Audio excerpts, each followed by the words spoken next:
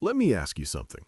Have you ever looked at your bank account and thought, I make decent money, so why does it feel like I'm always just getting by?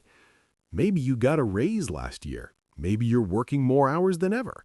But somehow, the number in your account at the end of the month looks exactly the same as it did 2 years ago. Here's what nobody tells you. It's probably not your income that's the problem. It's one specific $500 mistake that you're likely making right now, and it's quietly costing you a decade of financial progress. Picture this. It's a regular Tuesday. Your car makes a weird noise. You take it to the mechanic. He says it'll cost $500 to fix. You don't have $500 sitting around, not comfortably anyway, so you put it on your credit card. You think, I'll pay it off next month. Next month comes, but so does the electricity bill, the groceries, the phone bill. So you pay the minimum on the card, $25.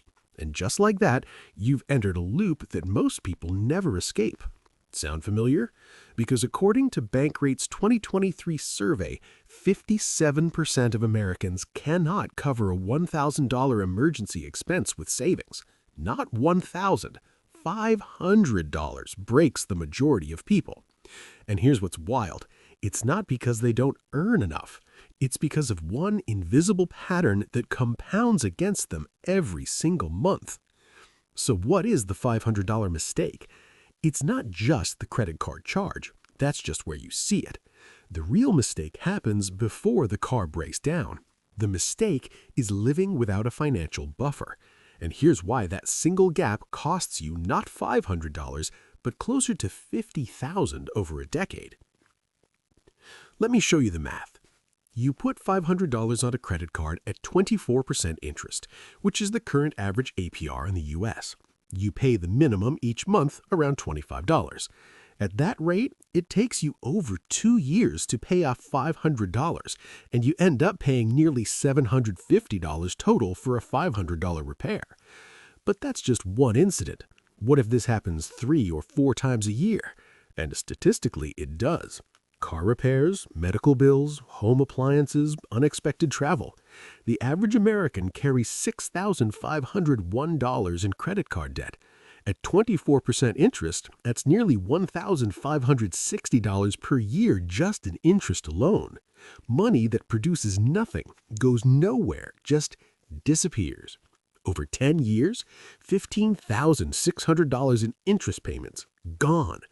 And that's before we talk about what that money could. Now here's the part that most financial advice completely ignores. Why do smart, hardworking people keep making this mistake? It's not stupidity. It's not laziness. It's something called present bias, and every human brain has it. Present bias means your brain assigns dramatically more value to what you need right now than what you'll need in 5 or 10 years. When that car breaks down and you need $500, your brain goes into problem-solving mode. Fix it now. The credit card is right there. It solves the immediate pain. The 24% interest rate, your brain barely registers it because that's a future problem, and future problems feel abstract. Here's a study that'll blow your mind. Researchers at Princeton found that when people are under financial stress, their cognitive function drops by the equivalent of losing 13 IQ points. 13 points. That's the same impact as going one full night without sleep. So when you're stressed about money, you literally make worse financial decisions, which creates more financial stress, which causes worse decisions. It's not a willpower problem, it's a system problem. Here's where the money could have been. Now here's the part that most financial advice completely ignores.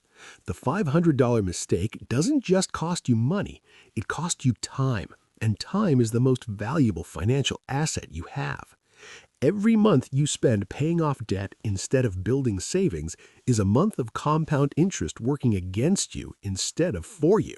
Einstein, whether he actually said it or not, was right. Compound interest is the 8th wonder of the world. At 24% interest, your debt compounds against you. At 10% returns, your investments compound for you. The difference between those two forces over 10 years is not $500. It's your entire financial trajectory. A person who breaks this cycle of 25 and invests consistently will retire with roughly $1.2 million more than someone who breaks it at 35. 1 decade, same income, completely different outcome. The only difference, eliminating the $500 leak early. Okay, so how do you actually fix this? Here's the honest truth. It's simpler than you think, but simple doesn't mean easy. Step 1. Build a $1,000 emergency buffer, non-negotiable. Not $500, because that barely covers one incident.